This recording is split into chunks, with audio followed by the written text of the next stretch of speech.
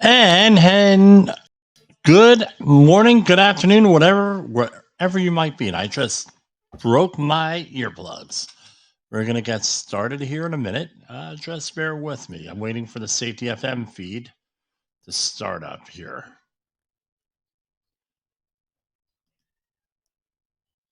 In about a minute.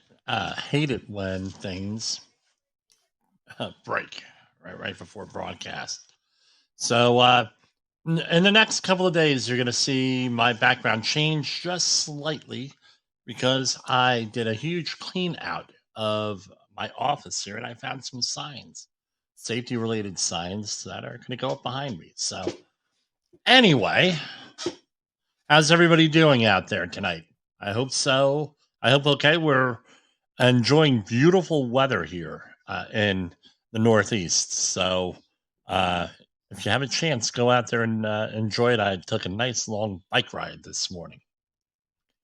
And we're going to start in right now. Hi, this is Jim from Safety Wars. Before we start the program, I want to make sure everyone understands that we often talk about OSHA and EPA citations, along with some other regulatory actions from other agencies, legal cases, and criminal activity. Everyone is innocent until proven guilty in a court of law. Proposed fines are exactly that, and they are often litigated, reduced, or vacated. We use available public records, news accounts, and press releases. We cannot warranty or guarantee the details of any of the stories we share, since we are not directly involved with these stories, at least not most of the time. Enjoy the show.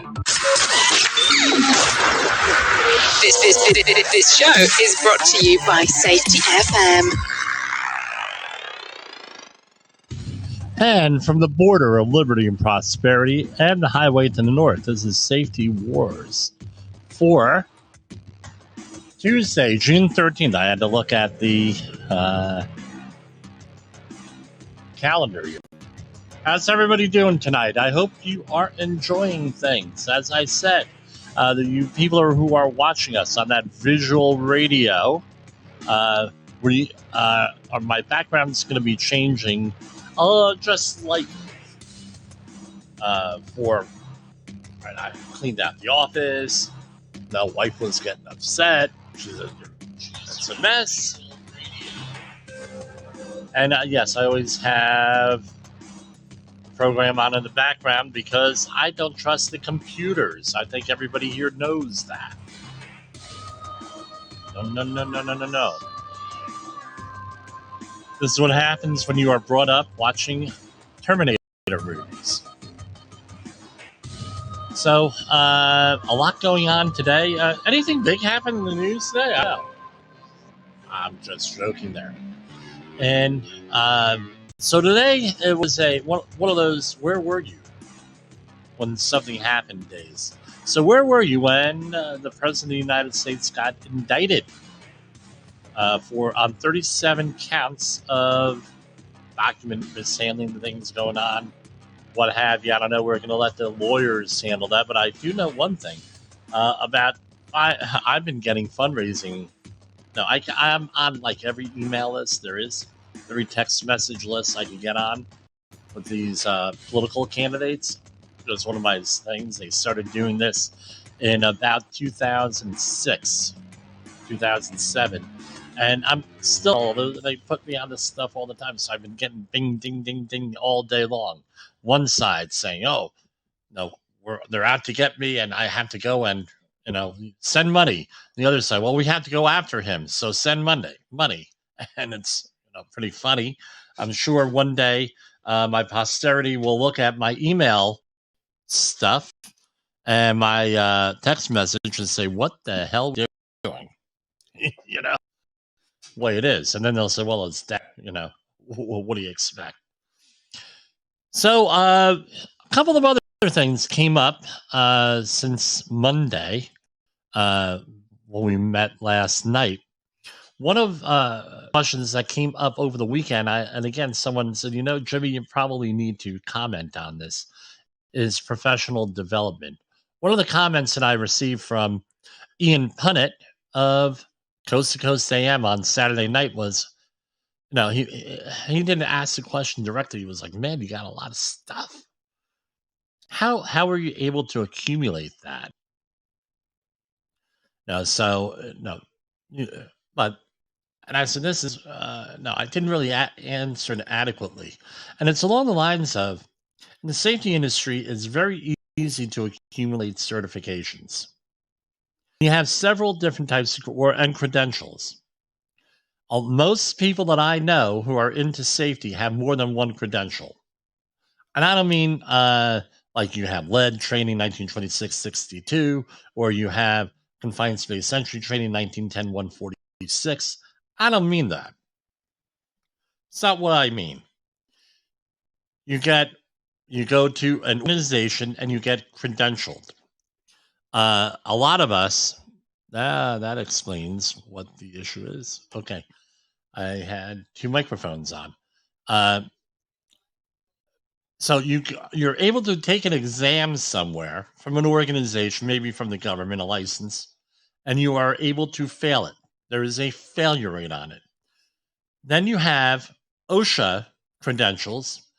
Can you fail them depending on what organization you go to? The answer is yeah. They're OSHA related as far as right confined space entry and all. We're not talking train the trainer type situations. And then you have your weekly safety meetings and daily job hazard analysis type of things. So you have several levels of training, but if you're going to get a credential like certified safety professional, certified hazardous materials manager, certified industrial hygienist, you're required to do a certain amount of CEUs, continuing education units. And that goes for pretty much any license out there, even a license and practice law from the barring, right? However that works, from the bars, right? And it's very easy to accumulate this stuff. I had since I'm a consultant since November 2004. No, I graduated back then. I got the big ones. I got my 2 degrees. But what happened, and I had at that time, 2004, I had about 12 years experience, depending on how you want to count.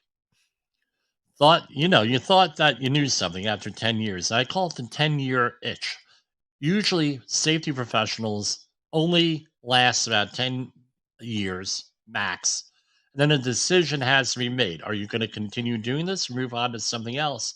Because as we know, it's a burnout environment. We talk about behavior based safety.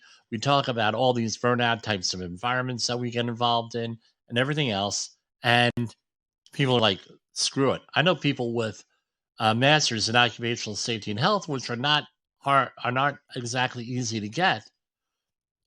You say after 10 years, that's it. Why? Especially when I got into the industry, because it's a burnout thing. Everybody hates you. School does not teach you how to do leadership. Oh, and by the way, there's more to follow in the extremely near future on that. They don't tell you how to handle things. They don't know about the pushback that safety professionals face, like what we discuss on this program. They don't teach you a lot of stuff. And it's like, look, we are a safe company. Therefore, because we have a safety professional, that's all that we need. See, we're safe. We hired a guy to handle this. Now go do your job. Oh, can he put on a pair of safety glasses? No. That's not your job to tell him what to do. We know that. And it can either come as a subtle type of thing where it is very subtle. Oh, hey, or it'll be like very overt, like I just said. Right. So this is essentially what it comes down to is that after 10 years, you're saying, screw it. I'm done with it. Then after that,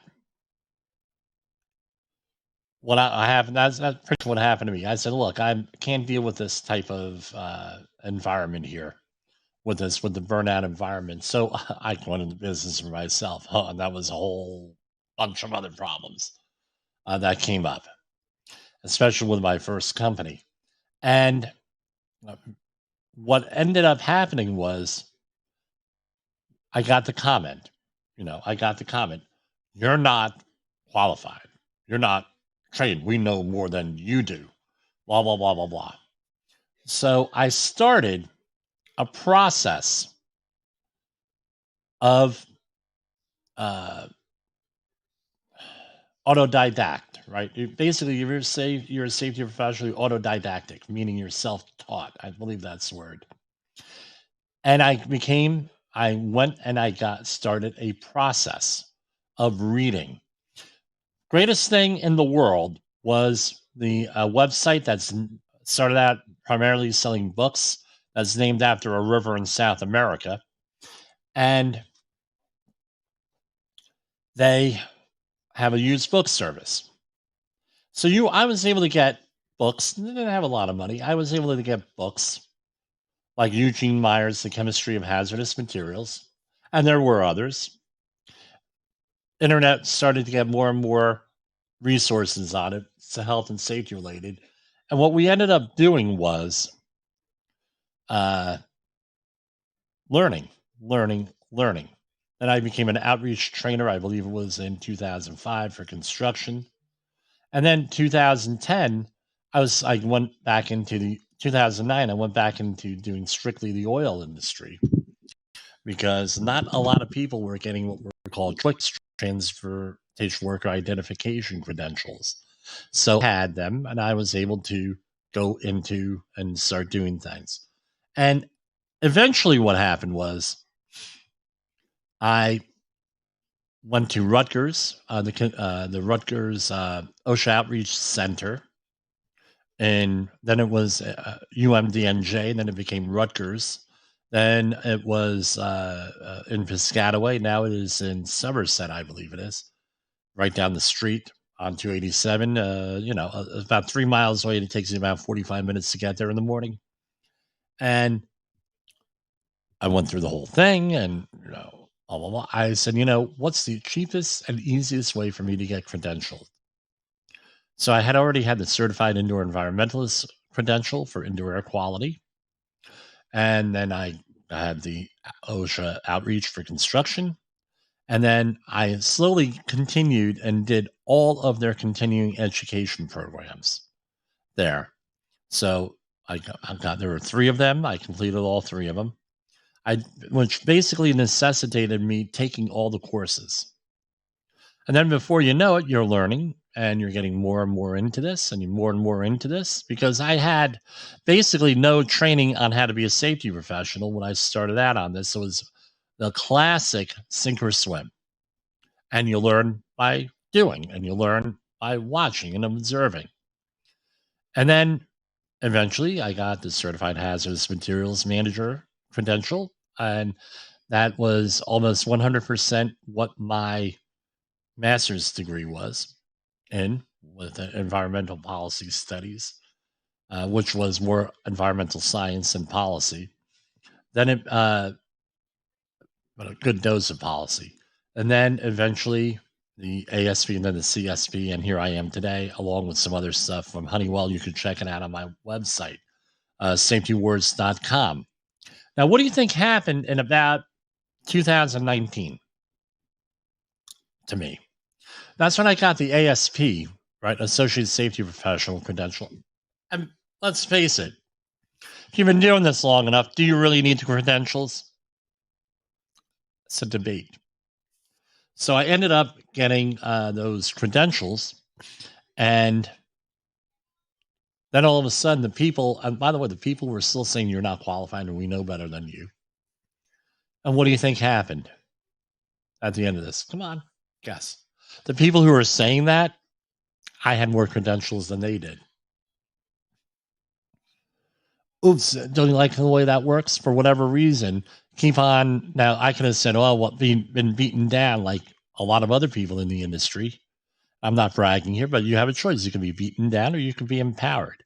I'm the type of guy that says, hey, look, you can't do X, Y, and Z, and all of a sudden you do it. And that's part of what this program is also, is, hey, you can't have a radio show, internet broadcast. You can't have a podcast because you talk funny sometimes. Uh, you're not as good looking as Jay Allen. You can't do that. So so here we are after that, and I consider it a challenge. And so, what do you think that happened? They ushered me right out of that facility right after that, after I got the credentials, because at that facility there was I don't want to say prohibition, but it was discouraged that the contractors have credentialed safety people there, because it's like this. Somebody had said to me there, a very wise man had said to me, Jimmy, you do understand that there's no excuse for you not to look not to know. Once you get letters after your name, I said, yeah, Ed, I know. And he said, just so you know that. And he said, don't be surprised if people are going to want you not here anymore. And that's often what the case is with safety.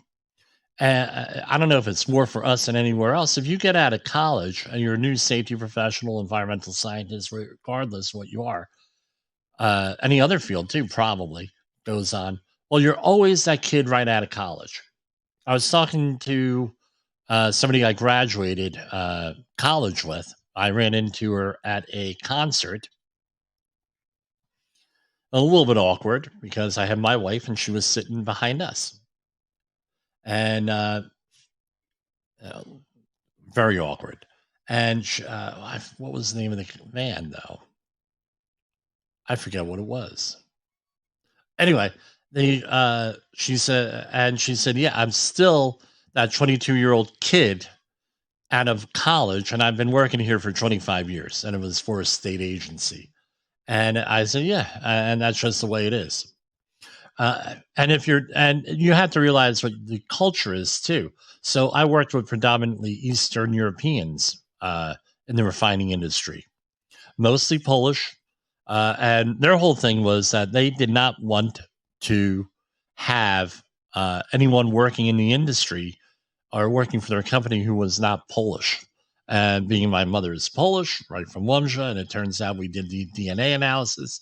I'm like 75% Polish, both sides of the family, and from the same area of Poland, same county, which is even freakier. They they were more willing to accept me. But the thing is, they weren't accepting me until I got married and had a child. Then all of a sudden, well, now you're not a little boy anymore because that's what the culture was. And there you're a little boy or a little girl until you have a child. Way it is. So, and again, you stay on there and everything else. Now you're able, just because you have the credentials, you have everything else, doesn't mean that people are going to listen to you. And that's what leadership comes in. That's why we stress so much in our safety training, leadership. We talk when we do the 30-hour outreach for any of the topics, right? We talk about leadership. We have, hey, this is how you run a safety meeting. This is what it takes to be a safety leader. This is at least Jimmy Polzel's view. And safety management systems we had to cover in the 30-hour course. That's all worked in there. Is how do we manage people? How do we react? How do you become a safety leader?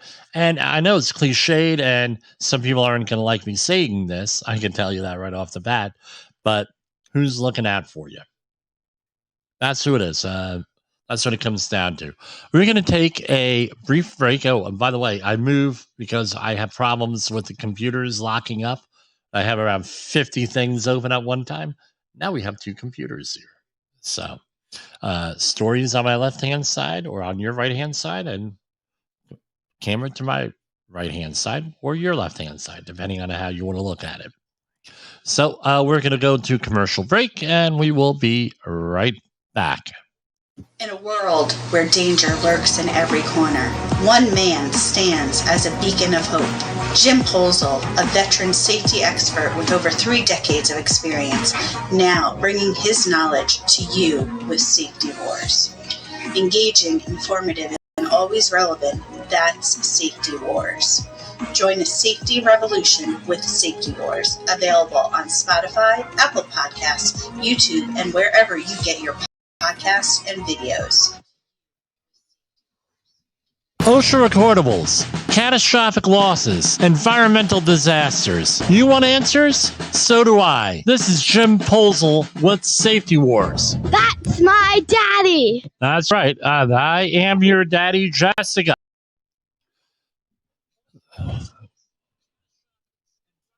And let's go for one more. Is your safety training old, stale, and hackneyed? Is your safety trainer still preaching a warped version of behavior-based safety? How about safety training that actually addresses your hazards in your workplaces and is not standardized baloney from 25 years ago? Contact the Safety Wars team at safetywars.com or call Jim Posel at 845-269-5772. Remember, if you're receiving this message, you are the solution to unsafe workplaces. Okay, so here we are back with our show. We're going to go to our regular news and views here. You can drop me a line, Jim at safetywars.com or 845-269-5772 if you're interested in any of our services. We do lots of training classes.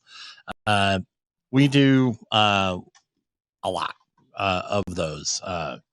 Most recently, last week, we did the for supervisors on hazardous waste sites. I developed a course for that. Yes, you have the 8-hour supervisory training for that, but we go into everything that you need to know how to manage a hazardous waste site out there. And one of our more popular things, because what happens is when the guvno hits the fan, you're got to know what to do. You have to know what to do, who to call, right? And everything else along with that. And how to, more importantly, I focus on how to prevent accidents, accident prevention, incident prevention. And then why do certain things?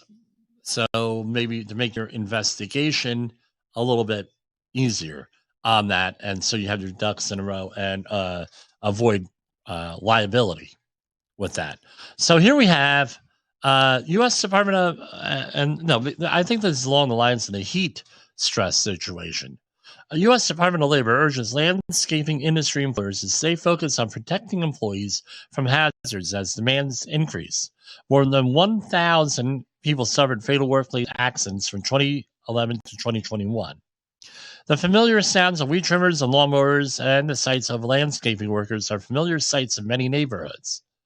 Office parks and other locations. For people doing these jobs, including young people employed for the summer, the work exposes them to hazards such as moving machine parts, heat exposure. Again, that's a focus thing for OSHA now. Falling trees and toxic chemicals. So, according to Bureau of Labor Statistics, 1,072 fatalities in the landscaping industry from 2011 to 2021. That's 10 years. So, what are we looking at? Exposure to chemicals such as fertilizers and pesticides, PPE issues, respiratory hazards, guarding on machine parts, operating machines near water hazards such as ponds and ditches, encounters with animals, insects, and other natural hazards, and contact with electrical power lines during tree and bush trimming. Exposure to extreme summer weather, all of those things.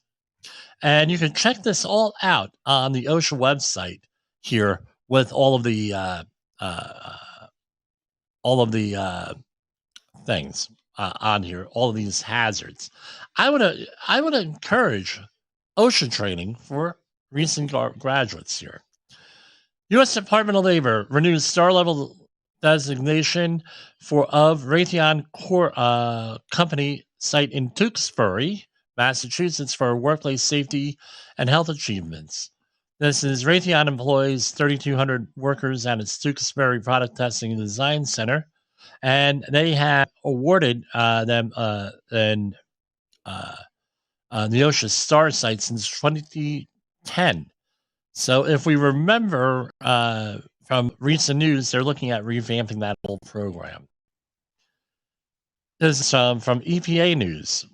EPA Region 7 to present City of Mason City, Iowa, with $500,000 check for Brownsfield grant. So basically, the City of Mason City, Iowa, will be getting $500,000. City will host the ceremony. No, they're going to have a nice little ceremony, and the target area for this grant is the urban core of Mason City, and they're going to revamp a blighted strip mall, a 9-acre vacant site that formerly manufactured steel doors, and a half-acre vacant site that once housed a foundry. And this is all part of investing, President Biden's Investing in America agenda. So don't tell me I don't cover the administration positively, because I do it every night and with these press releases. Okay.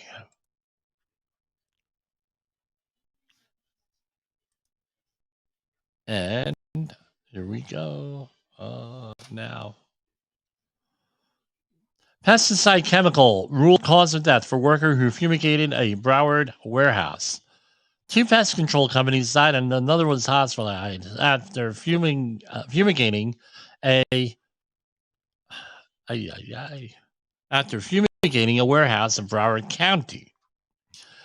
The chemical company that sold the pest control company the gas told state investigators that over 100 gas canisters might have been released at one time in there. I'm reading this right. Yep, mishandled.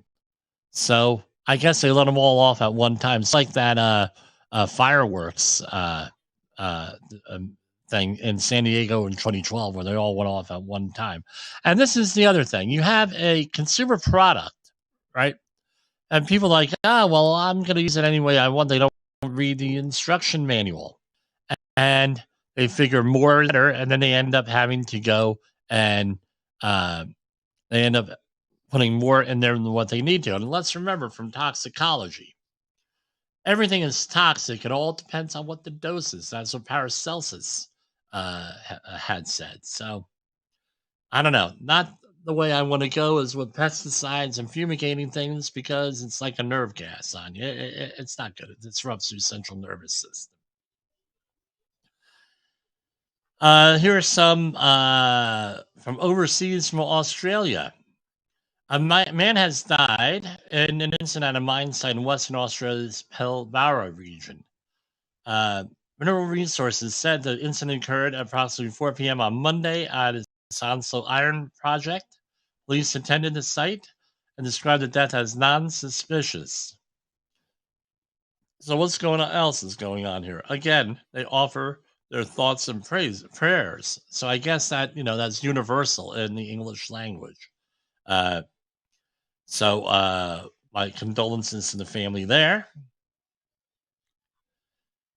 Here we have one in the United States. Man killed by construction vehicle in accident at Brockton Hospital. Let's remember, vehicle accidents are the ones that are the most common, right, in the workplace.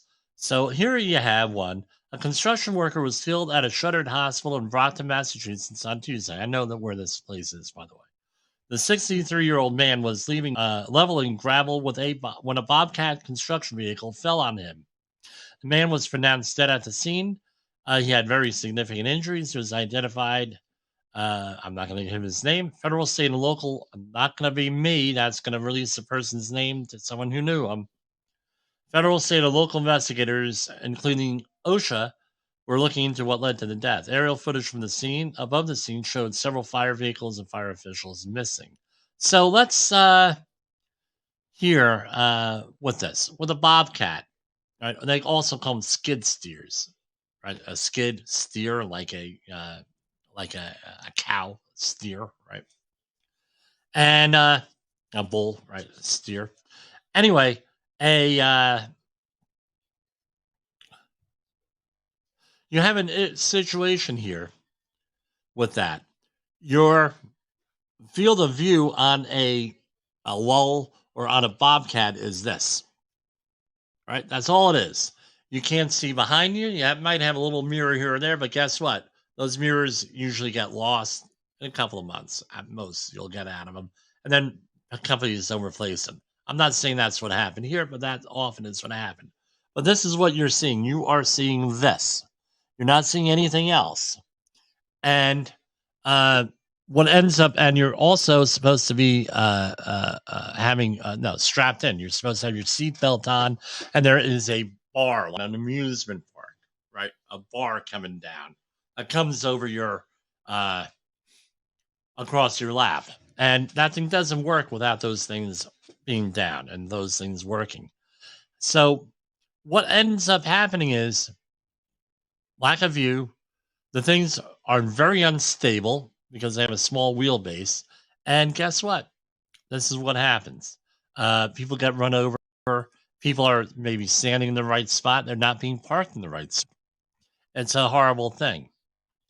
A Google engineer, 31, jumps to death in New York City. Second worker's suicide in months. A senior software engineer at Google jumped through his death from the search giant's headquarters in Chelsea late Thursday, according to authorities and police sources.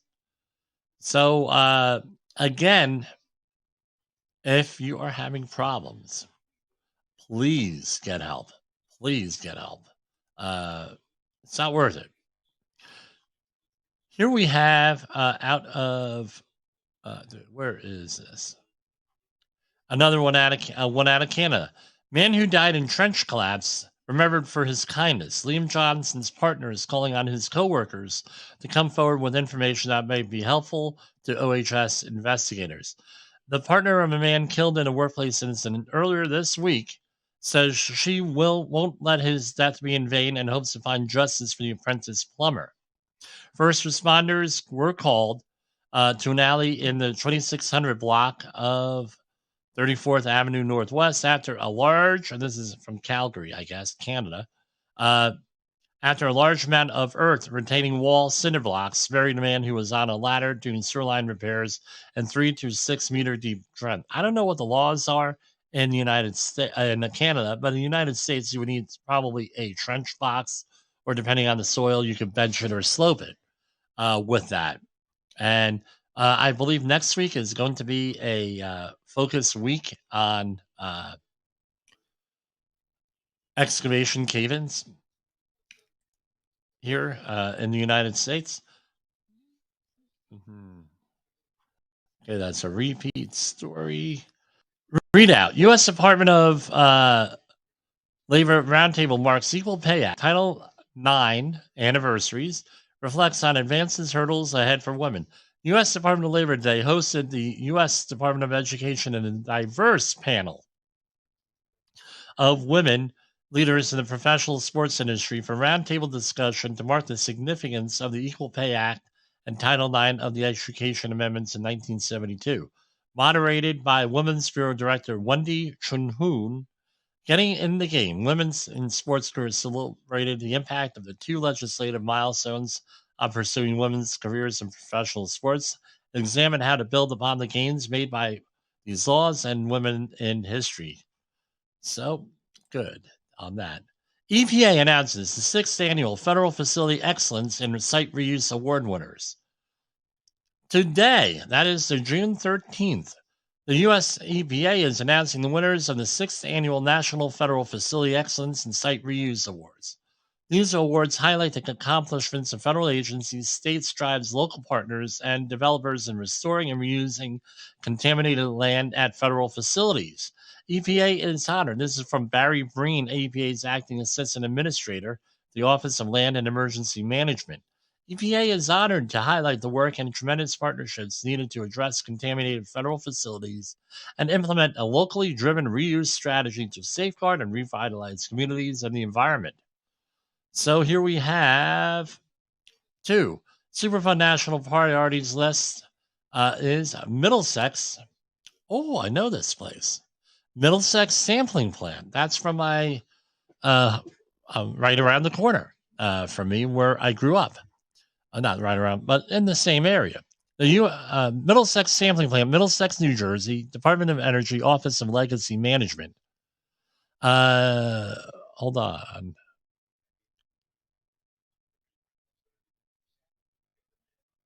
Okay, I know exactly where this site is. The U.S. Department of Energy began remediation at the U.S. government-owned Middlesex Sampling Plant in New Jersey in 1980 under the formerly utilized Sites Remedial Action Program. Since 1997, the U.S. Army Corps of Engineers continued site cleanup activities under the same remediation program, and surface soils were remediated to an unrestricted use level. In 2018, Middlesex Borough, New Jersey, proposed the acquisition of the site for use as a Department of Works / Office of Emergency Management facility and a public road. Public road, going on and on and on. I tell you what, I'm going to do what I often do here. I'm going to Google this because I tell you what, I like doing this stuff up front. As a first lead, I don't have time to write a 1 hour long program, so I end up doing all of this on the fly, so to speak. Some people love it, some people hate it. I believe I was at this site.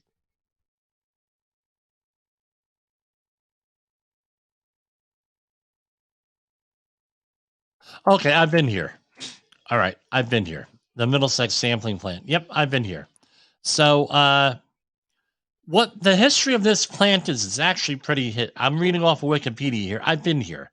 I actually covered somebody for about a month and a half on this job when they were on an extended vacation. So I'm very familiar with this site. So Middlesex Sampling Plant is on Mountain Avenue, Middlesex, and was initially used to stockpile pitch blende uranium uranium ore from 1943 to 1955 under the direction of the Manhattan Project and its successor energy agency, U.S. Atomic Energy Commission. It was used for crush, dry, screen, weigh, and assay, store, and ship uranium along with thorium and beryllium ores. So what ended up happening was all through New Jersey, and I'm sure it's many other areas of the country, you have certain communities that sprung up around the war effort. You can still see one part of Linden, New Jersey is military housing. You also had in the same area the Kilmer, Camp Kilmer. I always used to say Camp Kittimer, right? Which, from Star Trek. It's Camp Kilmer, named after Joyce Kilmer, who wrote the famous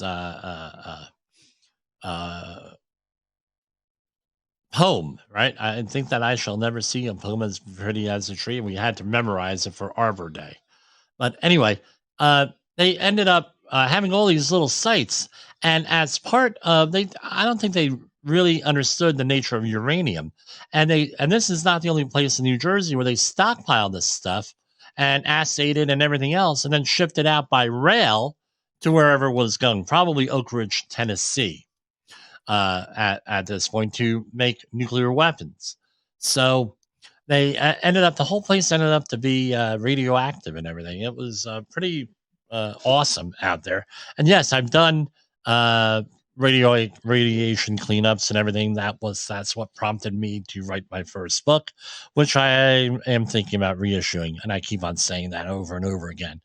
The second priorities list award is former Bannister Federal Complex in Kansas City, Missouri, Department of Energy National Nuclear Security Administration. Again, Bannister Federal Complex in Kansas City, Missouri was acquired and developed by the U.S. government in 1942 as part of the World War II effort. The nearly 3 million square foot under roof site was used to build aircraft engines. This resulted, wrong thing here, significant contamination evidenced by the presence of chlorinated solvents in soil and water. That's usually trichloroethylene and perchloroethylene used as cleaners and things of that nature, and also with paint, some paints back in the day. The site was transferred to a private developer in 2017, and some, pretty exciting things going on out there. With that, weird that I know the one job here.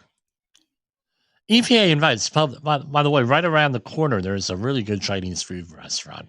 I forget the name of it. That's what I remember. It was phenomenal when I worked there. EPA invites public to attend June 20th community meeting about a Lot 46 Valley Gardens TCE Superfund site.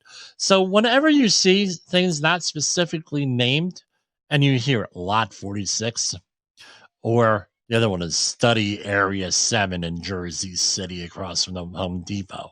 Now that means it's probably a pretty bad site. I'm sorry that, nobody wants to name it. You're not going to name it like Frank Jones's Superfund site. No, it's Lot 46, Valley Gardens. So there's going to be a meeting next Tuesday at Weeks Middle School in Des Moines, Iowa. And they're going to add the Superfund site to the NPL National Priorities list. EPA settles with a renovation company servicing California houses over claims of Toxic Substance Control Act violations. Today, the U.S. EPA announced a settlement with a company, not going to mention the name of the company, only by accident, over claims of violations of TSCA.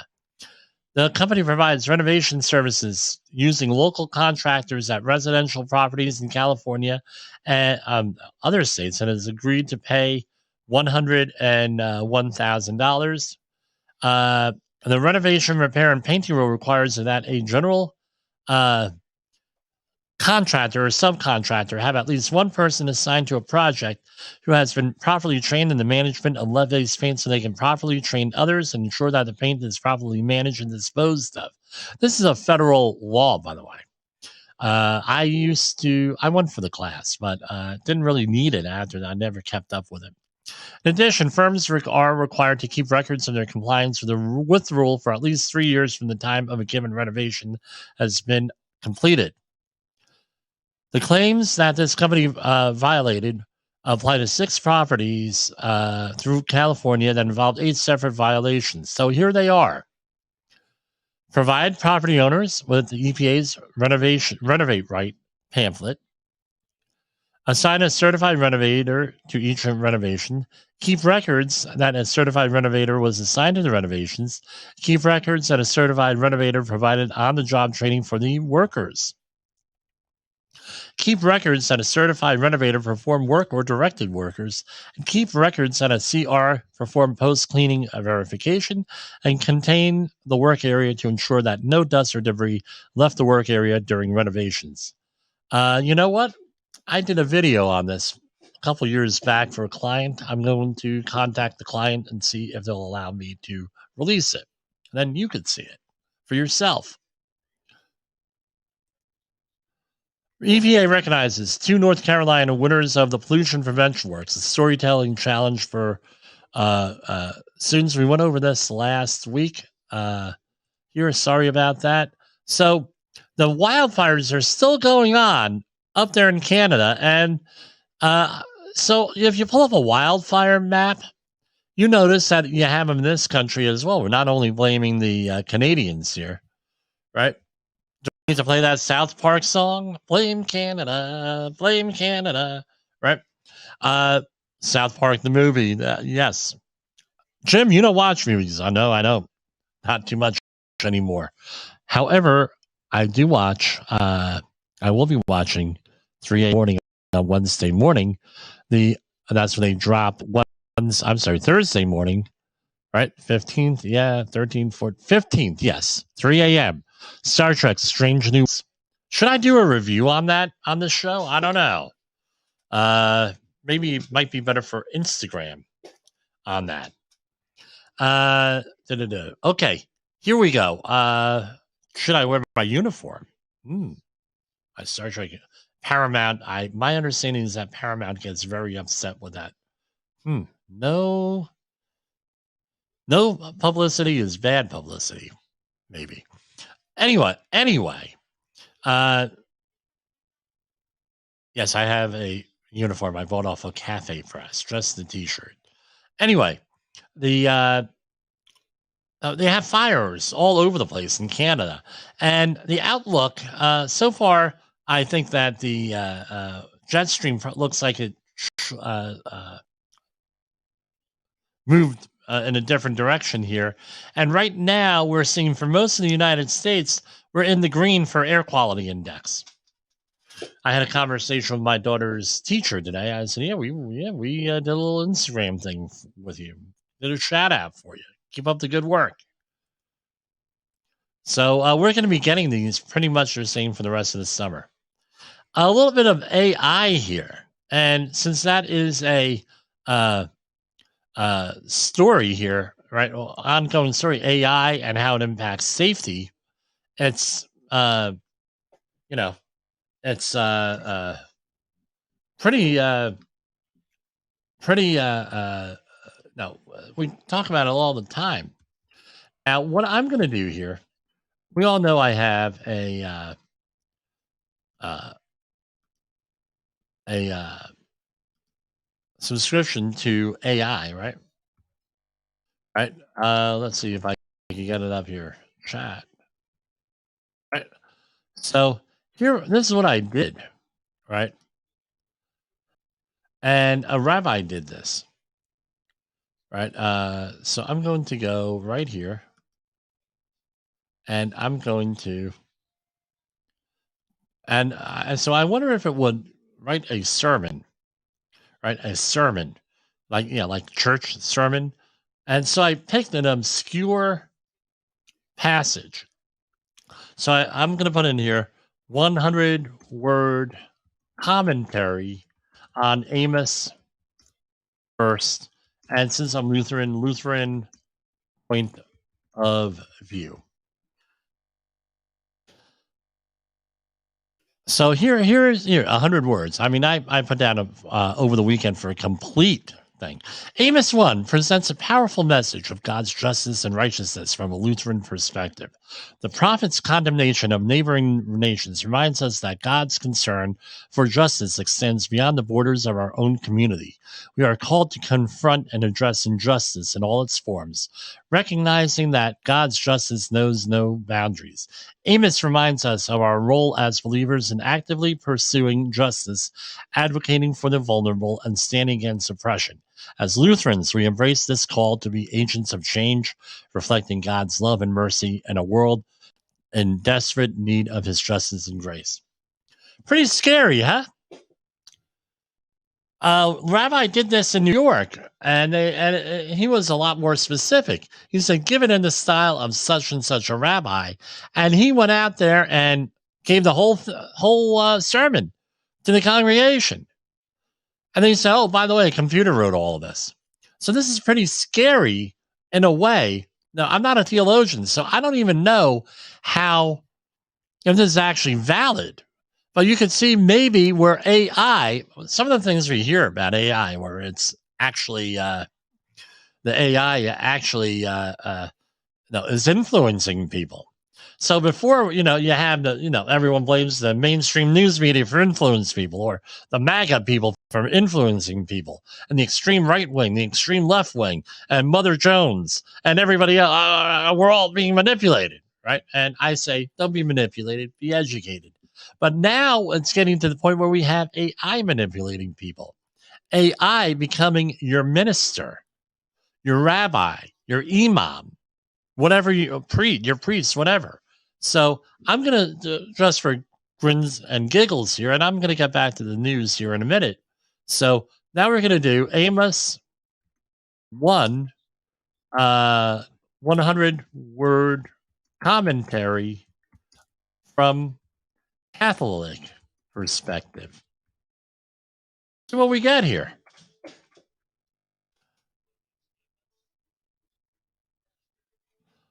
So here we go. Amos 1, from a Catholic perspective, reveals God's unwavering commitment to justice and righteousness. The prophet's words resonate with the church's social teaching, emphasizing the need to address and seek injustice and protect the vulnerable. Amos reminds us that our faith must be accompanied by actions that promote a just society. The call to confront the sins of the neighboring nations challenges us to recognize our interconnectedness and responsibilities as members of the human family. Through this chapter, we are called to embrace our role as instruments of God's justice, working towards a world where we are all treated with dignity, compassion, and accordance with the gospel message. I tell you what, Chat AI, as again, not a theologian here, they did get the subtleties between Catholicism and Lutheranism. So this is getting a little bit weird here, right? So, by the way, I'm not endorsing it. It's not becoming a religious program, but it can very easily through AI. Watch out, Pastor Tice. I'm coming for you. All right. Paul McCartney says AI got John Lennon's voice on the last Beatles record. Again, this is where a good segue. Beatles singer Paul McCartney told the BBC that artificial intelligence was used to extricate and clean up the vocals of a former bandmate John Lennon from an old recording. The vocals are now set to feature on a upcoming track. We were able to take John's voice and get it pure enough through this AI so that when we could mix the record as you would normally do, it gives you some sort of leeway. He described AI as having a good and scary side. So again, this is look at the Star Wars movies. They had people on that thing that had been dead for 30 years. On the new, this is 5 years ago. And let's not forget, RCA was doing this stuff with closed captioning from the 1960s. And even then they were talking about that, because I know a friend of mine was saying that they were working on this AI back in the 60s because he was working on the project. So it's, it's scary here. Anne Frank pornography being banned in Florida and Texas schools. A new version of the famous Holocaust diary is being called, this is from the Jerusalem Post, it is being called Anne Frank pornography and is in turn getting banned from schools in Texas and Florida. Among the many books that conservative parents have recently asked their children's schools removed is a lushly illustrated version of the most famous Holocaust diary. The graphic adaptation of Anne Frank's diary, published in English in 2018, has found itself at the center of a growing number of controversies involving book removals from school libraries. The movement to police children's literature, particularly graphic novels on the basis of race, sex, and gender, has encompassed thousands of different titles and it has grown to become a potent political force with potential reverberations for the 2024 presidential race. The official who has played one of the biggest roles in enabling parents to challenge the library book. Now, I'm trying to figure out, what is it with this book?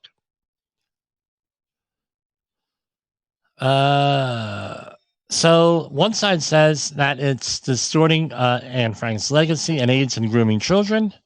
Even some Jewish parents and at least one Jewish lawmaker have objected to the book's presence in schools.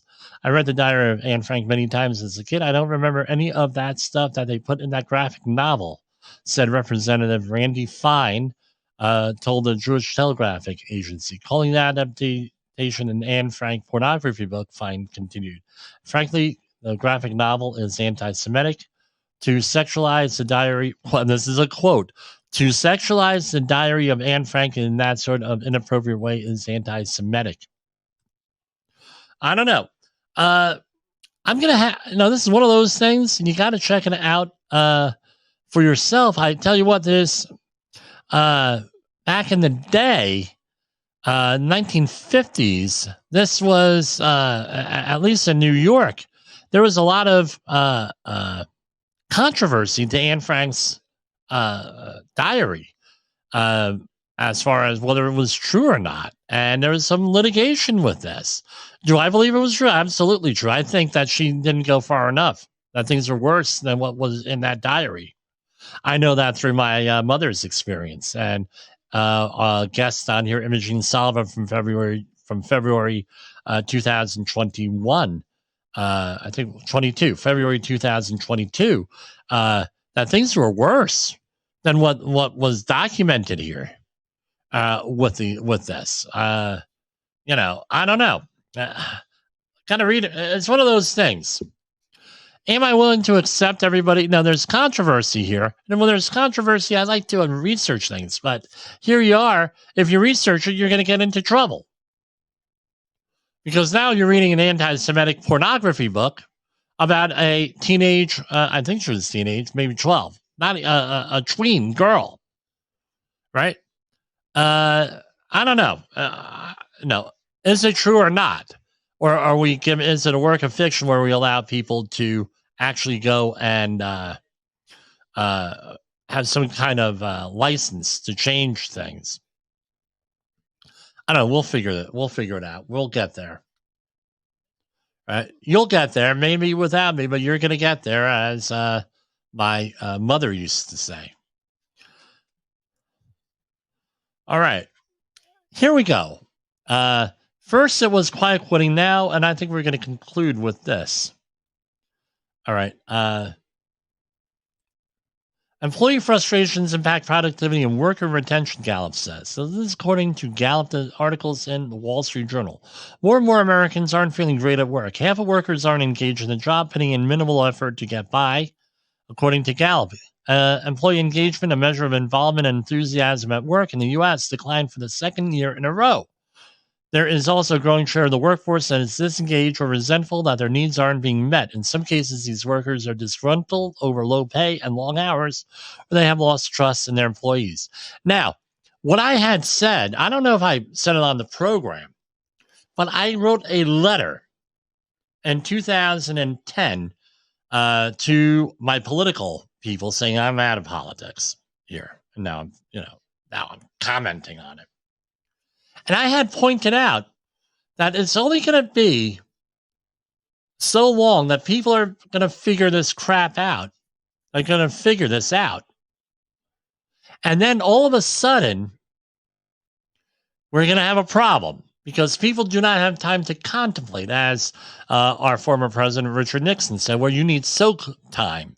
You need contemplation time. And he would always made it his discipline that for a half an hour a day, he actually sat down and he contemplated things. People didn't have that. And what happened in 2020, 2021, 2022, beginning of this year, ended May 11th? What was it? COVID-19 and lockdowns. So now you have people that are, I said, look, when these people figure out what's going on, even a little bit, even if they figure it out and they're wrong about it, they're going to figure something out. There's going to be an issue. They're going to revolt. So what happened? You put all these people in lockdown for how long? And guess what? They're pissed off. Is anybody really surprised about this? Any one of us? That these people are all upset? That people are pushing back? That maybe they went out there and maybe they listened to programs like this or any other 17 or 18, I forget how many there are on the Safety FM network, and many of the other things, they got educated a little bit and said, you know what? This happened in the service industry where people were working as waiters and waitresses and or whatever we want to call them. Then all of a sudden, oh, you know what? There's a lot more out there. I can be doing a lot more with my life. Then all of a sudden they don't come back. Right? And it happened. Why is this thing? And this happens often with these safety things. So I come out when I'm giving a training class. I used to have people, it still happens. They didn't do that at my old company. They didn't. They were supposed to do that. Yeah, they're supposed to give you safety glasses for eye hazards. Well, legally they don't, legally if they're prescription, no, but you didn't know. They didn't do us that. I said, hey, look, I don't know what they did at the old company. I said, but this is what we're training you to do with your new company. And when I was working in an inner cities job program for a great American university in university in New Jersey, we would hear that all the time. Jimmy, they didn't give us Guvno. Okay, great. But it's one of those things here. People are going to get upset. All that they had to do was listen to our program to understand how stressed, all right, people are. Workplace stressors include low salaries, long hours, a lack of opportunity for advancement. I'd say this thing too, lying to the employees, all right? That's another one. So I'm probably going to talk about this a little bit more in the very near future because this really needs some this really needs something. And I was shocked that I had known about that one job site. So for Safety Wars, this is Jim Polzel. I'll see you tomorrow. And we're already off to a good start this week. 2 days in a row of Safety Wars. Safety Wars is streaming now. SafetyFM.com. The views and opinions expressed on this podcast are those of the host and its guest and do not necessarily reflect the official policy or position of the company. Examples of analysis discussed within this podcast are only examples. They should not be utilized in the real world as the only solution available, as they are based only on very limited and dated open source information. Assumptions made within this analysis are not reflective of the position of the company. No part of this podcast may be reproduced, stored in a retrieval system, or transmitted in any form or by any means, mechanical, electronic, recording, or otherwise, without prior written permission of the creator of the podcast, Jay Allen.